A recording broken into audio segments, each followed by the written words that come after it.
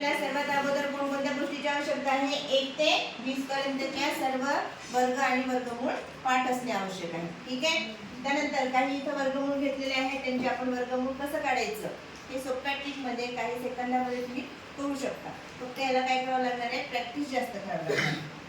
तर सुरुवातीला आपण 676 या संख्येचा वर्गमूळ काढणार आहोत. आता इथे पहा, इथे एकक स्थानी किती आहे? 6 आहे. म्हणून आता इथे पहा, एकक स्थानी 6 असलेले अंक कोणते आहे? इथे आहे आणि इथे आहे. म्हणजे 4 च्या वर्गाच्या एकक स्थानी 6 आहे आणि 6 च्या वर्गाच्या एकक स्थानी किती आहे? 6 आहे. म्हणून इथे काय येणार? एक तर 36 6 4 चा एकक स्थानी आपल्याला 4 मिळणार किंवा एकक स्थानी 6 मिळणार. मग आता दशक स्थानचा अंक कोणता?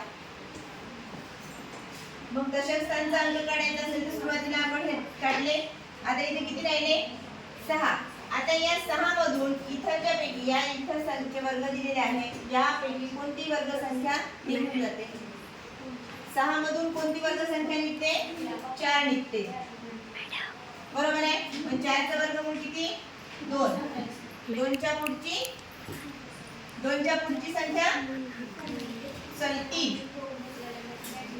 2 च्या पुढची संख्या 3 आहे. मग बेसिक 6.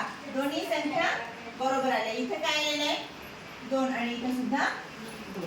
24 का 26? मग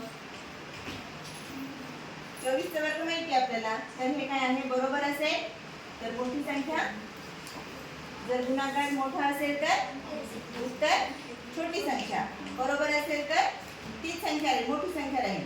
बरोबर असेल तर मोठी संख्या राहील.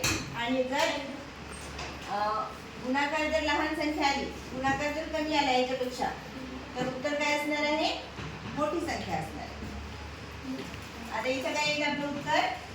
26. अजून एक उदाहरण घेऊ म्हणजे समजेल तुम्हाला. कोणाचं?